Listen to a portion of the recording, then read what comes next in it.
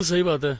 हमारे प्रधानमंत्री जी को इतनी रैलियां, इतनी मेहनत करनी पड़ रही है, कहीं ना कहीं प्रधानमंत्री जी भी जानते हैं। और गठबंधन है, इसलिए गठबंधन धर्म में वो फंसे हुए हैं, गठबंधन धर्म अपना निभा रहे हैं। पर एक बात ये स्पष्ट है कि इतनी मेहनत जो प्रधानमंत्री जी को करनी पड़ रही है वो कहीं ना कहीं मुख्यमंत्री जी की वजह से ही करनी पड़ रही है, क्योंकि मुख्यमंत्री जी के नाम पर तो एक बिहारी मतदान नहीं करने वाला।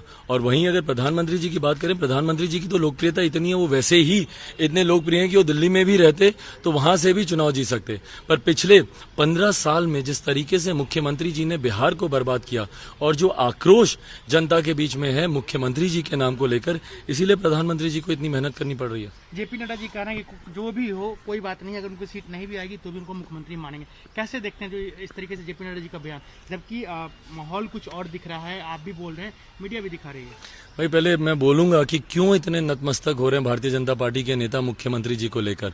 जो बात वो कह रहे हैं वो ठीक कह रहे हैं कि उनको सीट नहीं भी आएगी, उनको नहीं आने वाली है सीट।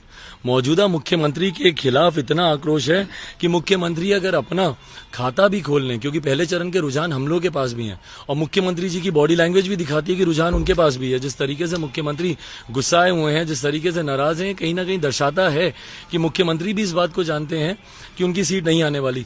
पर भाजपा के नेता जब इस बात को बोलते हैं कि उनकी सीट नहीं भी आएगी तो उनका कैडर, उनका वोटर भी इस बात से नाराज होता है कि क्यों भैया, क्यों आप इतने नतमस्तक हैं कैसे भ्रष्टाचारी मुख्यमंत्री को लेकर, एक ऐसे मुख्यमंत्री को लेकर जिन्होंने अपराध को संरक्षण दिया हुआ है।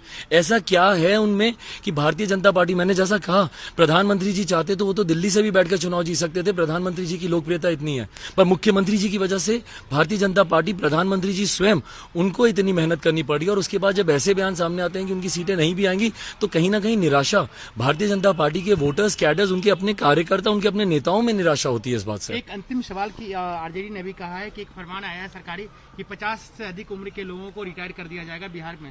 उनका कहना है कि भाई ऐसा कैसे हो सकता है, आप 70 वर्ष के आप मुख्यमंत्री के दावेदार हैं तीसरी बार, और आप 50 साल के लोगों को आप रिटायर करने की बात कर रहे हैं। देखिए, मैंने पढ़ा नहीं, पर अगर इस तरीके का अगर कोई फरमान आया है तो ये गलत है। सही बात है कि भैया जब आप अपनी दावेदारी जब आप इस उम्र में दे सकते हैं, और 60 साल 65 साल तो एक नॉर्मल आयु रहती है व्यक्ति के काम करने की, बट अगर इस तरीके का कोई फरमान अगर मुख्यमंत्री ला रहे हैं या लाने की सोच रहे हैं, गलत है वो। Thank you. को लेकर जिस तरीके से आयकर की छापेमारी चल रही है, सवाल एक उठ रहा है कि भाई कहीं ना कहीं तो घोटाले हुए हैं, तभी तो छापेमारी हो रही है। 100% यस, बिल्कुल कहीं ना कहीं घोटाला हुआ है, भ्रष्टाचार हुआ है। और मैं धन्यवाद दूंगा आयकर विभाग का, और मैं बधाई दूंगा बिहार की जनता का, क्योंकि निरंतर बिहार की जनता ने ही इस प्रश्न को मेरे सामने रखा था। बिहार फर्स्ट, बिहारी फर्स्ट यात्रा के दौरान बिहार की जनता ने ही मुझे फटे हुए टैंक्स, फटी हुई पाइप्स, टूटी हुई सड़कें, नलियां, उबड़ी हुई नली गली, ये सब मुझे बिहार की जनता ने ही दिखाया था। और उसी को लेकर निरंतर मैंने इस प्रश्न को उठाना शुरू किया था। और ये आज से मैं प्रश्न नहीं उठा रहा हूँ, सात निश्चय में हुए भ्रष्टाचार का मैंने अपने manifesto Bihar first, Bihari first vision document में भी मैंने इस बात को जोड़ा है कि इसकी जांच होनी चाहिए, इसकी सघन जांच होनी चाहिए।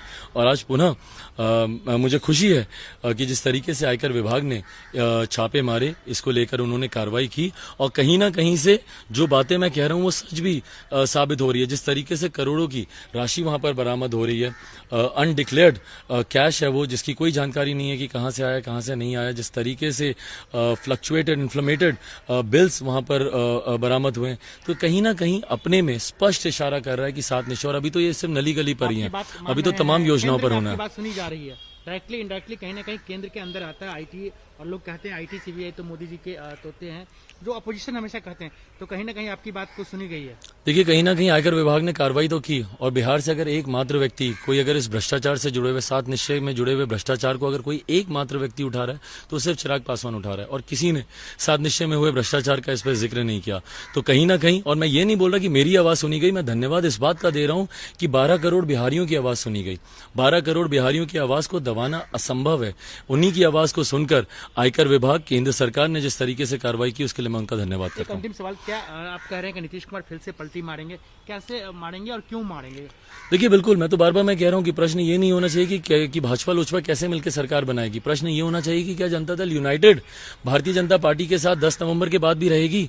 जनता दल यूनाइटेड अभी से ही ये लोग तैयारी में हैं, और ये देखिए इनकी कार्यशैली रही है, नीतीश कुमार जी की कार्यशैली रही है, और तभी पलटी मारने के लिए इनको माहिर माना जाता है। इन्होंने इन्होंने निरंतर 2005 में पहली बार मुख्यमंत्री बने, 2005 से 2015 तक निरंतर 10 सालों तक इन्होंने लालू जी और जंगल राज को इन्होंने गाली दी, उसकी खिलाफत करते रहे, बल्कि उसी का ही विकल्प बनकर 2005 में पहली बार ये मुख्यमंत्री बने।